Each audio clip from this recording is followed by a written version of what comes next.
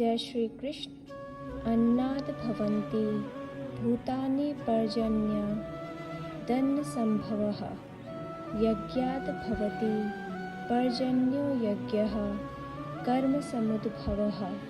भावार्थ है, सारे प्राणी अन्न पर आश्रित हैं जो वर्षा से उत्पन्न होता है।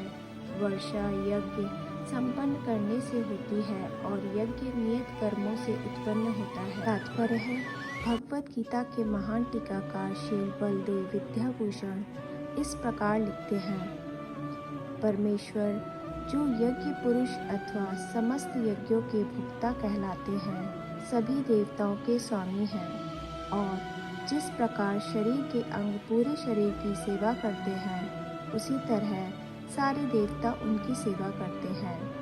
इंद्र, चंद्र तथा वरुण जैसे देवता भगवान द्वारा नियुक्त अधिकारी हैं जो सांसारिक कार्यों की देखरेख करते हैं।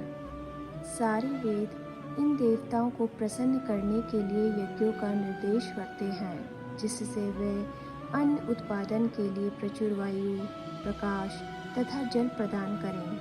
जब कृष्ण की पूजा की जाती है तो उनके अंग स्वरूप देवताओं की भी स्वतः पूजा हो जाती है।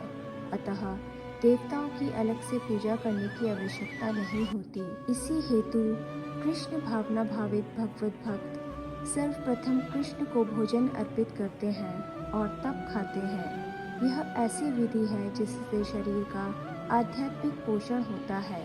ऐसा करने से न केवल शरीर के विगत पापमय कर्म फल नष्ट होते हैं, अपितु शरीर प्रकृति के समस्त कलवशों से निरापद हो जाता है। जब कोई छूत का रोग फैलता है तो इसके आक्रमण से बचने के लिए रोगाणुरोधी टीका लगाया जाता है। इसी प्रकार भगवान विष्णु को अर्पित करके ग्रहण किया जाने वाला भोजन हमें भौतिक संदूषण से निरापद बनाता है और जो इस विधि का अभ्यस्त है वह भगवत भक्त कहलाता है। कृष्ण भावना भावित व्यक्ति जो केवल कृष्ण को अर्पित किया गया भोजन करता है, वह उन समस्त विगत भौतिक दूषणों के फलों का सामना करने में समर्थ होता है जो आत्म साक्षात्कार के मार्ग में बाधक बनते हैं। इसके विपरीत जो ऐसा नहीं करता वह अपने पाप पूर्ण कर्म को बढ़ाता रहता है, इससे उसे सारे पाप फलों को भोगने के लिए अगला शरीर कुकुरों सुकरों के समान मिलता है। यह भौतिक जगत नाना कल्मशों से पूर्ण है और जो भी भगवान के प्रसाद को ग्रहण करके उनसे निरापद हो लेता है वह उनके आक्रमण से बच जाता है, किंतु जो ऐसा नहीं करता वह कल्मश का लक्ष्य बनता है। अन्न अथवा शाक वास्तव में खाद्य है। मनुष्य विभिन्न प्रकार के अन्न, शाक, फल आदि खाते हैं, जबकि पशु इन पदार्थों के उच्चिष्ट को खाते हैं। जो मनुष्य मांस खाने के अभ्यस्त हैं, उन्हें भी शाक के उत्पादन पर निर्भर रहना पड़ता है, क्योंकि पशु शाक ही खाते हैं।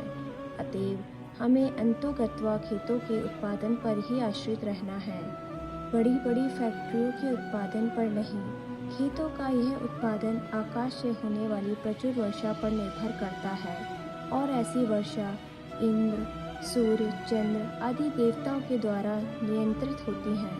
ये देवता भगवान के दास हैं। भगवान को यज्ञों के द्वारा संतुष्ट रखा जा सकता है। अतः जो इन यज्ञों को संपन्न नहीं करता उसे अभाव का सामना करना होगा। यही प्रकृति का नियम है। अतः भोजन के अभाव से बचने के लिए यज्ञ और विशेष रूप से इस युग के लिए